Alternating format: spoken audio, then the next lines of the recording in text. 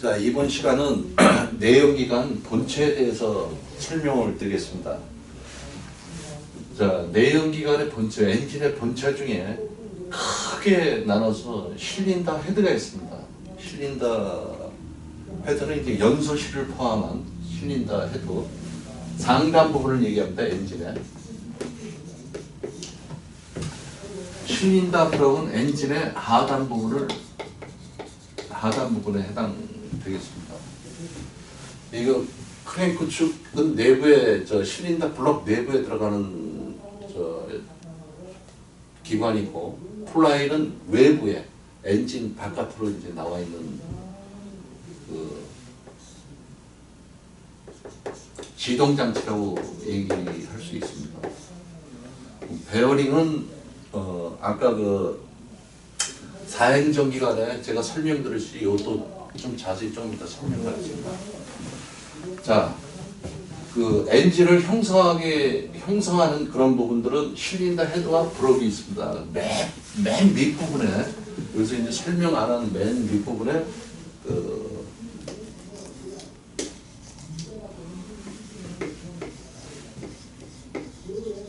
오일팬이 있겠습니다. 맨 밑에 하단 부분에는 오일팬은 오일을 순환시켜줘야 되기 때문에 오일팬이 꼭 의무적으로 들어가게끔 되어 있습니다. 자, 실린더 헤드와 실린더 블록은 공간이 있으면 되겠습니까? 안 되겠습니까? 될 수가 없죠. 그 다음에 실린더 블록과 오일팬의 간격이 있으면 되겠습니까? 안 되겠습니까? 오일이 누치되니까 안 되겠죠. 마찬가지로 실린더 헤드와 실린더 블록 사이에 공간이 있으면은 엔진의 진공 상태가 이루어져야 되는데, 공기와 연료가 혼합된 부분이 새 나가겠죠. 그래서 이 엔진에는 이 가스켓이 중요한 역할을 하게 됩니다. 물론 오일팬 가스켓이 있습니다.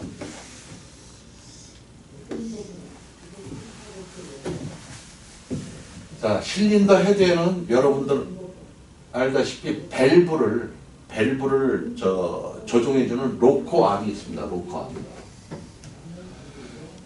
로커암이 있으면 로커암까지는 오일이 순환되기 때문에 로커암 카바가 있어야 되겠죠.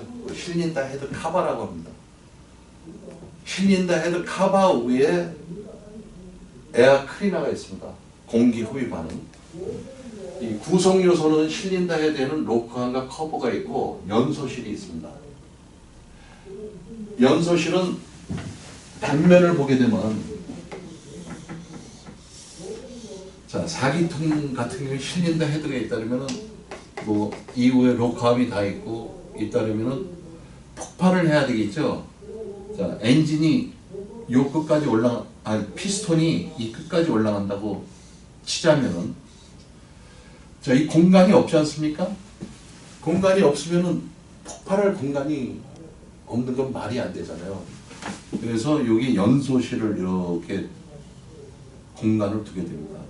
또 여기에도 또 피스톤이 있겠죠. 사기통의 경우에는. 그럼 이 연소실에서 폭발을 시켜주려면 뭐가 있어야 되겠어요? 압축했을 때.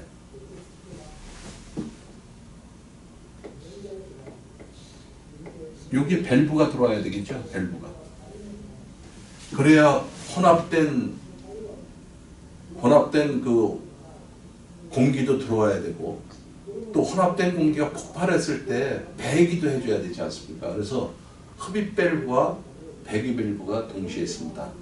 이 흡입 밸브와 배기 밸브를 컨트롤하는 게 로커암입니다. 예전에 보게 되면은, 예전에는 캠샤프트, 그러니까 캠샤프트가 주기적으로 로커암을 작동을 시켜서 진행을 했었는데, 참 이 그림으로 설명하기가 되게 좀 어려운데, 예전에는 캠샤프트가 크랭크 샤프트 바로 옆에 있었습니다. 실린더 블록에. 그리고 위에까지, 이 실린더 헤드까지 로드라고 있습니다. 로드. 이 캠샤프트는 편이 되겠습니다. 왜? 피스톤 바닥 시기적으로 달라지니까. 여기도 또 편이 이쪽으로 이렇게 돼 있고. 그래서 그 시기에 맞춰서 이 로드가 오르락 내려가면서 로커암을 작동을 해서 밸브 시기를 맞춰줬습니다. 근데 요즘은 이 푸시로드가 없어지고 캠 샤프트가 실린더 헤드 위에 장착이 됩니다. 그래서 바로 직배로 해서 밸브를 컨트롤할 수 있게끔. 이렇게 실린더 헤드는 구성 요소가 로커암, 게스킷, 캠 샤프트, 그 다음에 연소실, 밸브 이렇게 구성이 되어 있습니다. 여기서 이제 포니, 르망 정도 나왔을 때만 해도 밸브가 흡입 밸브 하나, 배기 밸브 하나씩 있는 오버헤드 캠 샤프트 타입을 썼었습니다. 그러다 보니까 연료에 대한 효율성 문제가 나왔습니다.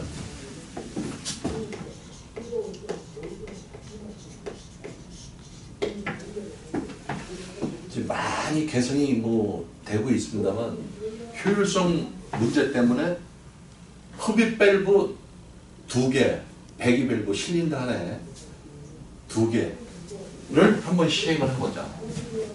그래서 DO, 여러분들 차 뒤에 예전에 많이 붙었을 거예요. DOH 타입. OH는 기본적인 거는 얘기 안 했죠. DOH 타입 효율성 여부 때문에 이 DOH가 많이 뒤에 붙어 있는 걸 보셨습니다. 이것은 밸브가 2배로 있다는 겁니다. 더블로. 이렇게 실린더 헤드는 로커암과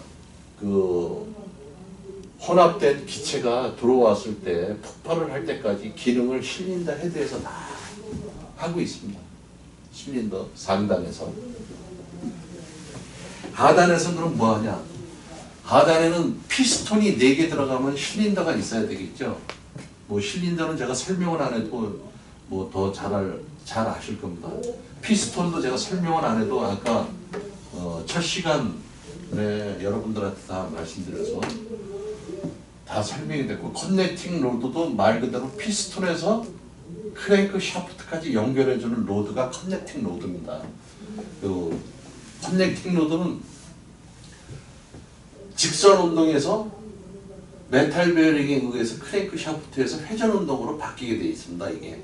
그러니까 각이 이렇게도 올라갔다, 이렇게도 올라갔다, 이렇게도 올라갔다. 커넥팅 로드는 베어링에 의해서 이 각이 다 다르게 흡입할 때, 압축할 때, 폭발할 때, 배기할 때 다 다릅니다. 각이. 그래서 이거를 회전 운동으로 커넥팅 로드는 바꿔주고 있습니다. 그러면은 자, 크랭크 축에서는 뭘 하느냐? 이렇게 피스톤에서 흡입과 압축과 폭발과 배기를 했을 때 이런 힘을 회전 운동으로 바꿔주는 역할을 합니다. 바꿔주는 역할을 연속적으로 평형을 유지해야 되겠죠. 이거를 하지 않으면 어떻게 됩니까? 엔진이 터져나가든지 어떻게 하겠죠. 크랭크 축은 그런 역할을 하고, 크랭크 축 옆에 플라이 휠이라는 게 있습니다. 크랭크 축하고 바로 풀리하고 이어져 있습니다.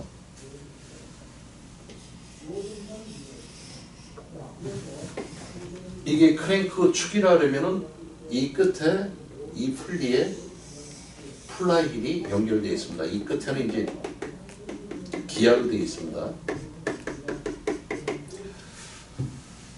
뒤에 동력을 전달할 수 있게끔 이제 기아로 되어 있고, 그 다음에 스타트 최초의 시동이 꺼져 있을 때 플라이를 돌려주려면은 스타팅 모터가 있어야 되겠죠. 그 스타팅 모터를 이게 작으면 어떻게 됐습니까? 많은 힘이 필요해야 되겠죠. 그래서 플라이는 좀 큽니다. 그래서 엔진의 사실 핵심적인 부분입니다. 실린더 헤드와 실린더 블록. 실린더 블록하는 크랭크 축. 그 다음에 커넥팅 로드와 크랭크 축을 유지시켜주는 베어링, 환 베어링이, 메탈 베어링이 들어가게 되어 있습니다. 그리고 그 밑에 하단 부위에 오일 팬. 오일이, 자동차 엔진은 오일이 강제 순환입니다. 그래서 차가 기울어졌을 때도 실린더 헤드 부위까지 오일을 강제 순환을 시켜주기 위해서 오일팬이 있습니다. 그래서 오일팬은 바닥에 이렇게 바가지 모양으로 되어 있는 것이 아니고 기울어져도 차가 기울어져도 오일이 순환될 수 있게끔 항상 한쪽에 막을 형성하고 있습니다. 이렇게 돼 있죠. 그래서 여러분들 엔진 나중에 좀 관심 있게 보시는 분은 있겠지만 맨 밑바닥이 항상 이렇게 되어 있습니다. 이게 이제 실린더 프록하고 이제 연결되는 부위입니다. 그래서 이쪽에 항상 오일이 고이도록 기울어지더라도 오일을 오일 펌프에서 순환작용을 해서 강제 오일 순환을 시킬 수 있게끔 항상 이렇게 되어 있습니다. 이렇게 바가지 모양으로 이렇게 안 되어 있습니다. 이렇게 되어 있으면 무슨 문제가 되냐면 차가 기울었을 때 한쪽으로 오일이 쏠리겠죠. 그럼 이쪽에서 오일이 없어 펌핑이 강제 순환이 되지는 않지 않습니까? 그래서 그런 걸 방지하기 위해서 오일팬은 항상 한쪽이 구분을 되어 있다는 것을 여러분들 명심해 주시기 바랍니다. 자, 이번 시간에는 그 엔진 부분에 대해서 다 설명을 드렸고, 자, 엔진의 연료 장치는 어떻게 되는지, 연료가 실린더 헤드까지 어떻게 유입이 되는지 그 부분에 대해서 설명을 드리겠습니다. 자, 여러분들 그거 잘 말 그대로 연료 장치가 하려면 휘발유가 되던 디젤이 되던 LPG가 되던 여러 가지가 있겠지만 탱크가 있어야 되겠죠. 여러분들 주유소에 가서 탱크에 기름 유입을 하지 않습니까? 자, 원래 기름이라는 것 자체가 탱크에 이제 이거는 보관을 하는 시스템이고, 탱크라는 것은 혼합실에 유입되기까지 연료를 여과를 시켜주는 여과 기능이 있습니다. 탱크 내에 이 여과 기능을 항상 거치게 되고, 펌프를 이용해서 기하기까지 가야 되겠죠. 기하기. 이 기하기는 이제 설명을 드리겠습니다. 이 펌프를 이용해서 엔진 매뉴얼도 기하기 입구까지 유도를 하게 됩니다. 그럼 기하기에선 뭐를 하느냐? 이것은 이제 연료를 유도하는 라인이고, 기하기는 혼합하는 기관입니다. 혼합. 공기와 연료가 적절하게 할 수 있도록 역할을 혼합을 시켜주는 그 시스템이 기하기 기능입니다. 근데 지금은 기하기를 잘 쓰지는 않죠. 이게 이제 7, 80년도에 기하기의 원리는 이렇습니다. 여러분들 베르노이의 원리에 대해서 잘 아시겠지만,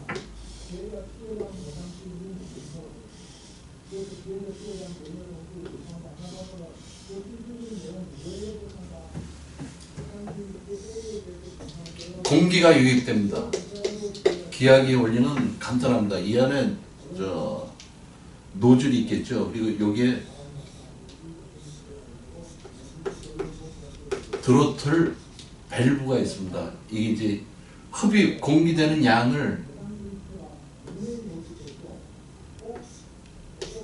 많으냐 적냐 조절을 해주는 겁니다. 이건 수동으로. 자, 원래 똑같은 수압이나 공기압이랑 똑같습니다. 자, 똑같은 양의 공기가 유입되는데 들어가는 입구가 좁으면 여러분 어떻겠습니까? 여기서는 압력이 상당히 빠르게 이루어지겠죠. 이 기하기의 원리가 이제 이런 원리입니다. 그래서 여기에 하나 더 들으면 밸브로서 조정을 해준다는 거죠. 그러니까 이게 똑같은 양을 통과시켜 주더라도 밸브를 약간 닫으면 어떻게 되겠어요? 폭이 더 좁아지겠죠, 여러분. 그러면 이때의 공기의 속도는 무진장 빠른 속도를 내게 되어 있습니다. 이런 원리를 이용해서 한 것이 기하기입니다. 이제 이 기하기는 영어로는 캬브레다인데, 예전엔 이런 기하기 방식에 의해서 공기와 연료를 혼합을 시켰습니다. 여기에서 이제 여러분들이 가속 페달을 많이 밟게 되면은 이 노즐에서 기름이 더 많이 나옵니다. 기름이 많이 나오고 또 안 밟으면은 정속으로 있게 되면은 기름이 이제 적게 나오고 그래서 이 지역을 통과하게 되면은 4기통일 경우에 자 여러분 알다시피 이게 혼합된 양이 1번 매뉴얼도 2번 매뉴얼도 3번 매뉴얼도 4번 매뉴얼도 시시각각으로 이 혼합된 연료가 들어가게 됐습니다. 그래서 이거를 기하기의 역할은 유리와 공기를 혼합시켜주는 장치를 캐브레다 기하기라고 하고 있습니다. 요즘은 이거는 아주 오래된 80년도, 90년도 초까지 요즘도 기하기가 있는 차가 있습니다. 있지만 이제 거의 다 사라지게 됐죠. 요즘에 이제 새로 등용되는 게 이제 인젝터입니다. 인젝터. 기름을 직접 공기만 빨아들이고 다이렉트로 실린더 내로 쏴주는 이 인젝터. 그다음에 분사 펌프. 연소실 내로 그냥 촥 뿌려줄 수 있게끔 이런 연료 장치, 이런 장치를 통틀어서 연료 장치라고 하고. 그 연료 장치 중에 이제 요즘 신형 시스템으로 나오는 게 이제 GDI 이것도 좀 이제 이거보다 더 개발된 이제 시스템들이 나오고 있는데 이상적인 연소를 좀 실현해 보자 해서 나온 게 이제 다이렉트 인젝터를 통해서 인젝션을 통해서 다이렉트로 연소실로 쏴주는 기능. 이게 이제 GDI 시스템입니다. 여러분들 교재에 보게 되면은 여러 가지가 있습니다. GDI의 연료 장치의 구성 중에 저압, 고압, 압력 조절, 연료 센서, 수열 인젝터 이건 한번 여러분들이 읽어보시면 될 것 같고 그 GDI의 그 전자 제어 장치 AMP 센서, 온도 센서, 수온 센서, 가속 페달 위치 센서, 캠프 위치 센서, 크랑크 축 위치 센서, 산소, 증발 이런 센서들이 있는데 이것은 이상적으로 엔진에 과부하가 걸리는지 그 다음에 엔진의 상태가 어떠한지를 적절하게 조절을 해서 필요한 센서들입니다. 이제 요즘은 많이 개선돼서 다이렉트로 하고 있는데 이것도 미미해서 이제 새로운 연료 제어 시스템이 요즘은 다시 운영되고 있습니다. 여러분들 아까 제가 기하기를 설명했죠.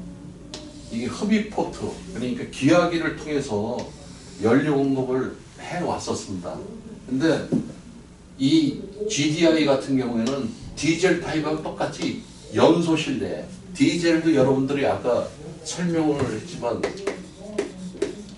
흡입, 압축, 폭발인데 이 디젤은 이게 착화죠, 착화. 가솔린 같은 경우에는 스파크 플러그가 실린더 헤드에 연소실 내에 장착이 되어 있습니다. 근데 디젤 같은 경우에는 그 부위에 뭐가 들어가 있냐면 노즐이 들어가 있어요. 이 노즐에서 단순히 기화 뿌려주기만 하는 겁니다. 그래서 자동적으로 온도와 압력에 의해서 자동적으로 폭발이 될 수 있게끔 요건 이제 착화라죠. 불꽃을 내는 거와 자동적으로 스스로 하는 거는 착화니까 그래서 이렇게 기하기에서 GDI처럼 직접 공급하는 체계로 이렇게 바뀌고 있습니다. 연료 시스템 장치가. 자, 이와 같이 해서 연료 장치에 대해서는 마무리를 하겠습니다. 자, 이번 시간에는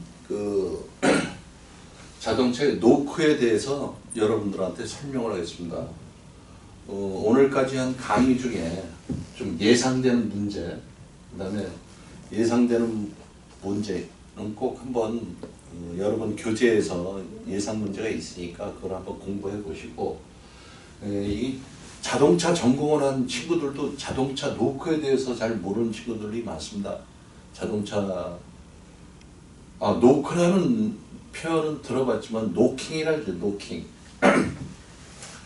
이 노크는 그 엔진 연소 실내에서 이상 연소가 발생되는 현상을 노크라 합니다. 그래서 엔진에 큰 충격이 오죠.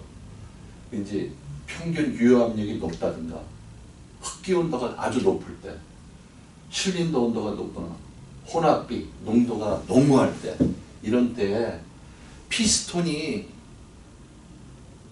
실린다 헤드를 치는 땅땅 같은 소리가 납니다. 이것을 노킹 현상이라고 합니다. 여러분들 노크라니까 이게 이제 뭐 출제됐을 때 이게 노크가 뭐야 이런 표현식으로 하지 마시고 그 차량 엔진을 땅땅 두둥기는 그 현상을 노킹 현상, 노크 현상이라고 여러분 보시면 됩니다.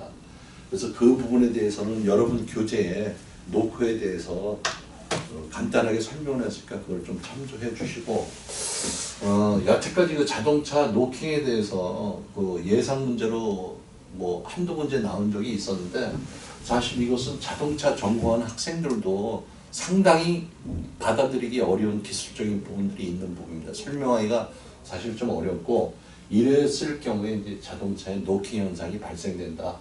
이런 부분만 여러분들이 간략하게 좀 알아주시고 여러분들 어차피 3종 손해배상자 시험을 봐야 되기 때문에 오늘 강의한 것 중에 예상되는 문제에 대해서 이런 문제는 좀 예상될 것이다. 그런 부분에서 제가 발췌를 해서 여러분들한테 설명을 하고 있습니다. 그 다음에 제가 전반 시간에 말씀드렸듯이 FF 타입과 FR 타입에 대해서 좀 책을 보셔갖고 이거 뭐 간단한 거니까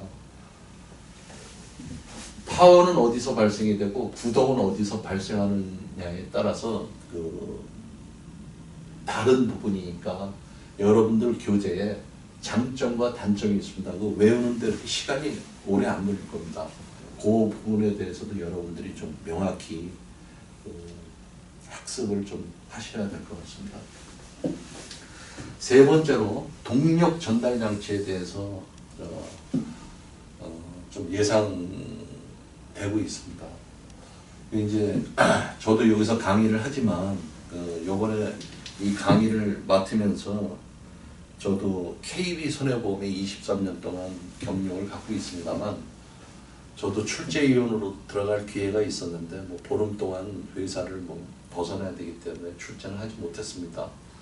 그래서 출제위원들을 만나보니까 사실 지금 3종 손해배상사의 그 2차 서술형 그 문제가 난이도가 제가 개인적으로 만나서 말씀을 드렸습니다. 자동차 정비기사 1급 자격증 시험보다 더 어렵다. 그런 설명을 제가 했습니다. 물론 출제하는 사람들도 다 이해를 하고 있습니다. 물론 구조학에 대해서는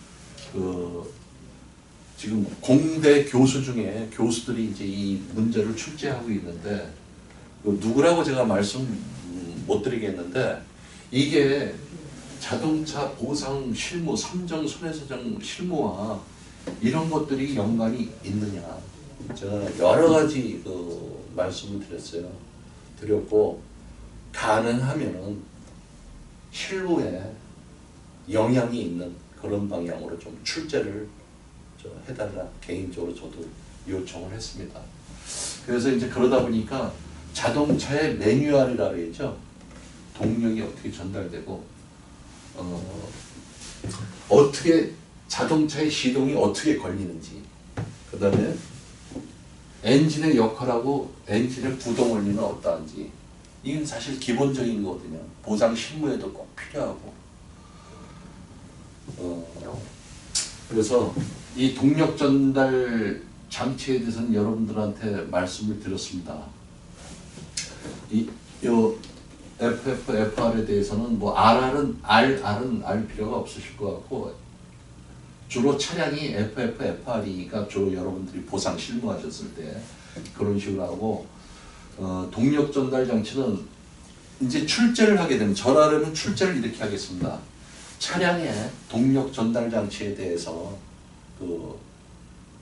동력 전달 장치 시스템에 대해서 기술하시고 동력 장치 한 부분에 대해서 간략하게 요약해서 서술하시기 바랍니다. 이렇게 제출할 것 같아요. 그 되게 쉽잖아요. 엔진. 이거는 파워니까 여러분들 뭐 설명했다시피 내연기관에서는 엔진에서 연소가 돼서 힘을 얻는 거기 때문에 여기에 대해서 간단히 기술을 할 수 있지 않습니까? 엔진은 동력을 얻는 기본 요소이면서 파워를 내기 위해서는 연료 방식에 의해서 뭐 휘발유라든가 디젤이든가 뭐 LPG 여러 가지 방식이 있다. 이렇게 간략하게 요약하시면 될 것 같고, 엔진에서 동력이 어디로 전달됩니까? 클러치죠. 클러치는 간단히 설명은 변속을 하기 위해 파워를 차단할 필요가 있잖아요. 파워를 차단을 해야지 속도를 변화를 시킬 거 아닙니까? 그런 역할을 하는 것이 클러치입니다. 근데 변속기. 클러치를 작동한 다음에 여러분들 변속을 시켜줘야 되겠죠. 변속을 1단을 할 거냐, 5단을 할 거냐, 아니면 백을 할 거냐. 변속을 시켜야 되겠죠. 변속기는 말 그대로 그 휠에 전달해주는 속도를 변화시켜주는 장치. 휠에 전달되는 그 동력을, 휠의 속도를 제어해주는 장치입니다. 변속기는. F8 타입으로 설명을 했습니다. 여기에 프로펠러 샤프트가 있습니다.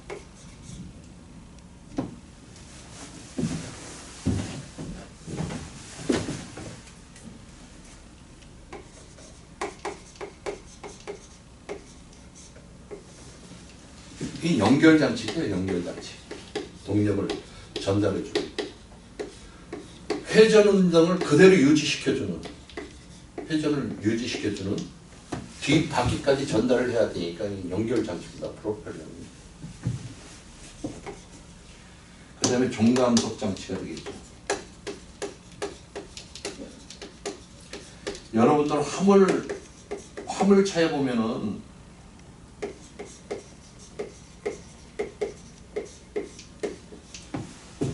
수박 통까지 이렇게 매달려 있죠. 뒷바퀴 사이에 보면은 이게 바로 종감속 장치입니다. 종감속 장치는 여러분들 말씀드렸다시피 차동기어 박스가 들어가 있기 때문에 여기서 조향할 때 필요한 속도를 변환시켜주는 장치입니다. 그런 다음에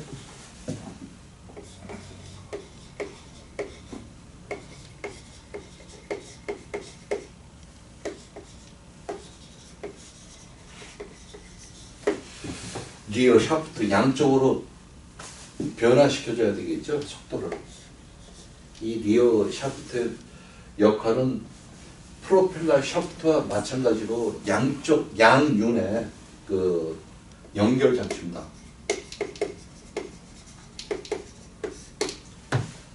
그 다음에 휠은 여러분들 설명 안 해도 아시겠지만 타이어, 실제적으로 굴러가는 그 실체가 되겠죠.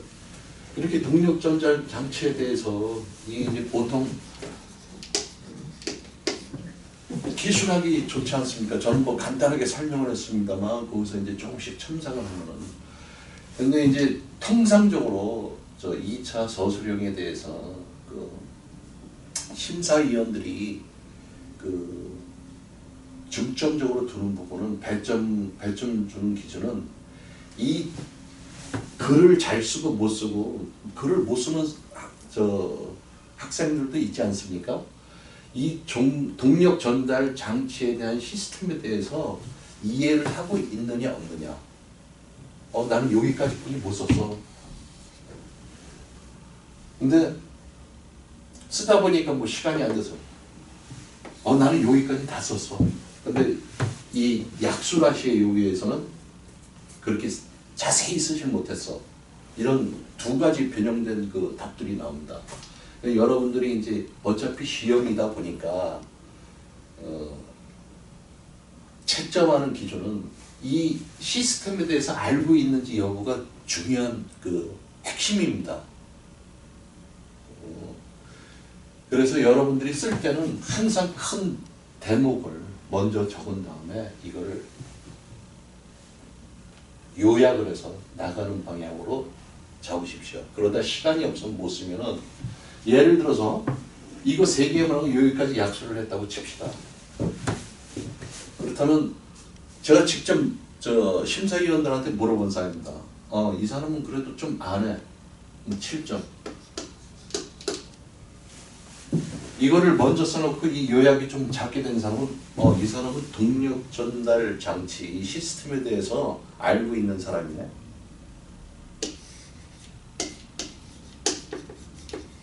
이렇게 판단을 한다는 거죠. 이거는 뭐 제가 여기 강의 나오기 전에 출제를 했던 출제위원들의 얘기를 들어보고 여러분들한테 설명하는 그런 사항들입니다. 그러니까 이런 거를 좀 참조를 하셔서 어차피 시험이라는 것은 점수를 많이 받아야 합격이 되는 그런 자리인 만큼 여러분들이 이것을 제가 설명드리는 부분을 좀 숙독을 하셔갖고 뭐에 대해서 논하시려면은 큰 그릇서부터 먼저 시작을 하고 그 다음에 작은 부분을 접근해 주시기 바랍니다. 그래야 여러분들한테 점수도 많이 배정이 될 수 있겠습니다. 그 다음에 세 번째로 좀 예상되는 문제는 여러분들이 아주 쉬운 그런 문제입니다. 자동차가 어떻게 시동, 뭐 첫 시간, 둘째 시간에도 제가 설명을 드렸지만 이게 어떻게 걸리는 거야? 그 자동차에는 여러분들 잘 아시겠지만 자동차에는 2만 가지의 도석이 종합되어 있습니다. 그래서 그 나라의 경제 발전 정도를 보려면 그 나라에서 제작하는 차량이 어떤 차량이냐 보면 그 나라의 경제력을 알 수 있는 겁니다. 그만큼 2만 가지의 부속이 모여서 자동차를 만들게 되는 겁니다. 그러니까 쉽게 얘기해서 기계장치 종합 선물 세트죠. 자동차가. 그만큼 부속들이 여러 가지가 많습니다. 그 중에 이게 아주 쉬운 겁니다. 이 문제는 여태까지 뭐 기출 문제나 이런 걸 봤을 때 지금 이 문제는 나오진 않았습니다. 물론 죄송합니다. 이 문제도 아직도 나오지 않았습니다. 그럼 자동차의 시동 원리는 똑같습니다. 첫 번째, 이 틀을 잡을 때 여러분들이 이 출제위원이 무슨 생각을 갖고 이 문제를 출제했느냐가 제일 중요합니다. 이게 뭐 엔진 속도 막 설명하면 이게 골치가 아프죠. 여기에 딱 뚜렷하게 나오지 않습니까? 자동차의 시동 원리는 어떠하느냐. 그러니까 제일 중요한 건 뭡니까? 시동의 원리는 뭐예요?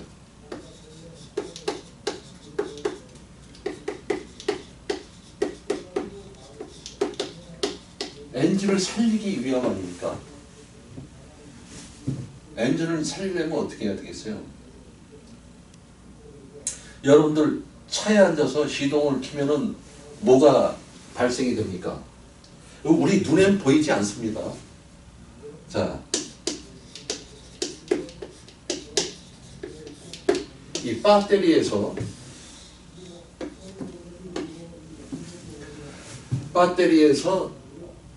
스타팅 모터, 그러니까 정비 공장에서 얘기하는 건 뭐 세로 모터 이렇게 합니다. 스타팅 모터, 맨 처음에 스타팅할 수 있는 모터가 있습니다. 그게 실린더 블록에 장착되어 있습니다. 이게 아주 쉽게 설명을 하시면 15점 그냥 딸 수 있는 겁니다. 배터리의 전기적 파워를 이용해서 실린더 블록에 장착된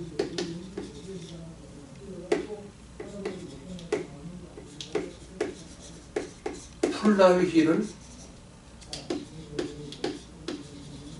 작동하는 행위, 이게 자동차의 시동 원리입니다. 그럼 플라이휠을 뭘로 작동하느냐? 스타팅 모터로 작동을 합니다. 이 스타팅 모터는 시동 걸 때만 한 번씩 쓰는 모터입니다. 그러니까 이 모터는 이거 외에는 기능하는 게 하나도 없습니다. 여러분 자동차에는 여러 가지 모터들이 있는데, 자, 이 배터리에 항상 충족하기 위해서 제가 이제 그 설명을 안 드렸는데,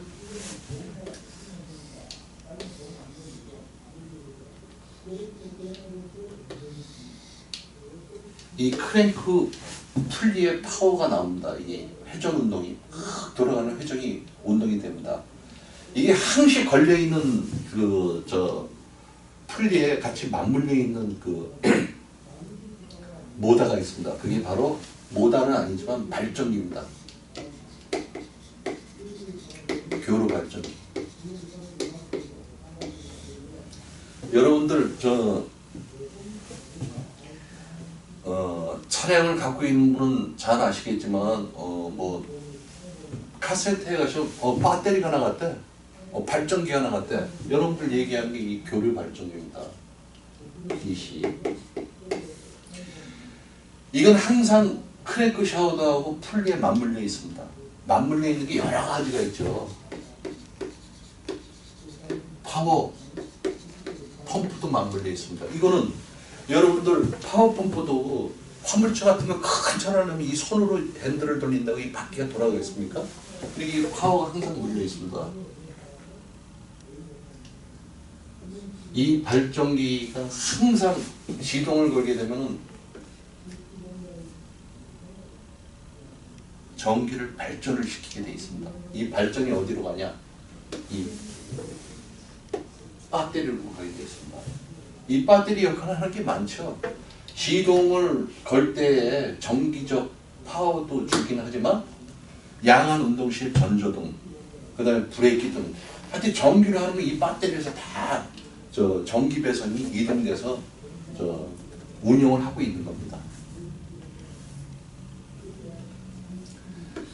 이제 뭐 우리는 뭐 발전기라 하는데 이걸 용어로 쓰면 뭐 제네레다라고 그러죠. 제네레다.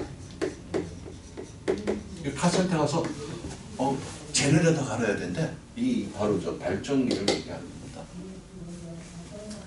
그래서 자동차의 시동 원리는 간단히 쓰면 됩니다.